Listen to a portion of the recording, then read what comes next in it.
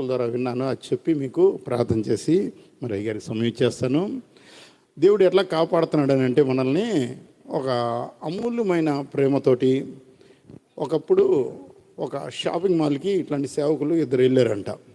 ఇద్దరు వెళ్తే వారు షాపింగ్ చేస్తున్న సమయంలో ఒక తల్లిగారు ఒక చిన్న పిల్ల ఇద్దరు ఆ షాపింగ్ మాల్లో వారు కూడా కొన్ని వస్తువులు తీసుకుంటా ఉన్నారంట.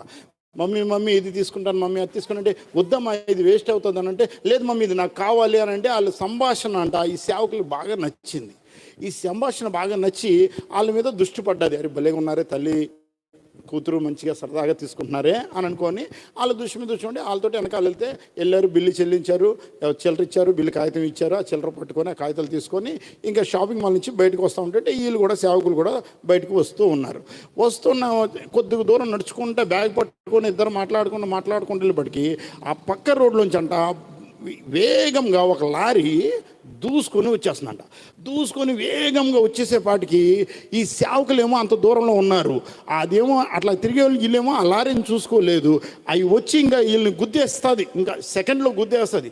అంత భయంకరమైన వేగంలో వచ్చేప్పటికి వీళ్ళు నోరు తెసి అమ్మానని పిలుద్దాం అనుకునే పోటీకి అనంట ఒక విస్తారమైన గాలి ఒక పక్క నుంచి వచ్చేప్పటికి వాళ్ళ చేతిలో ఉన్న కాగితాలు ఆ బిల్లు ఏమైపోయిందంటే పక్కకి ఎగిరిపోయింది. ఎగిరిపోయి వాళ్ళు ఏం చేశారంటే ఆ లారీని చూడక ఈ డబ్బులు ఈ బిల్లు పడిపోయిందని టక్కుమని వంగేపాటికి వాళ్ళ పక్క నుంచి లారీ వెళ్ళిపోయింది.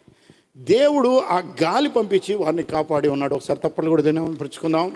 దేవుడు బిడ్డలు అట్లాగే మన జీవితంలోని అనేక సందర్భాల్లో భయంకరమైన శోధన నుంచి మన దేవుడు కాపాడుతూ ఉన్నాడు అంటే మనం ఎంతైనా రుణస్థులమై ఉన్నాము. మనం ఏం చేయాలి? ఆయనకి ఏం చేయాలి? కృతజ్ఞతగా ఏం చేయాలి? మనం ఆయన సన్నిధికి రావాలి, ఆరాధన చేయాలి. గడిచిన 4 సంవత్సరాల నుంచి మరి ఎలాగున్నారు అంటే సేవకులు కాసుకొని దేవుని స్తుతిస్తూ ఆరాధిస్తూ దేవుడి కొరకు మిమ్మల్ని అందరూ కూడా సిద్ధపరుస్తున్నారు.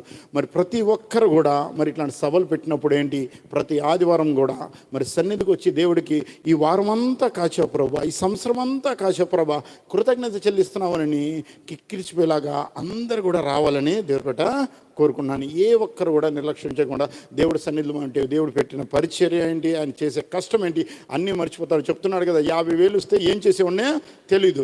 కానీ ఈరోజు రూపాయి కోసము ఈరోజు ఆయన దగ్గర రూపాయి ఉంటే ఈరోజు ఇలా ఉండేది కాదు, ఇంకా వేరే రకంగా ఉండేది ఈరోజు సభ. మరి అయినా కానీ ధనం లేకపోయినా కానీ దేవుడు పరిచయం చేస్తానికి ఆ సేవకుడు నిలబడ్డాడు. కాబట్టి మనము దేవుడు కృతజ్ఞతగా ఎల్లప్పుడూ ఆయన సన్నిధిలో ఉండాలని కోరుకుంటున్నాను. ప్రతి ఒక్కరు కళ్ళు మూసుకుంటే ప్రార్థన చేసుకుందాం. పరిశుద్ధ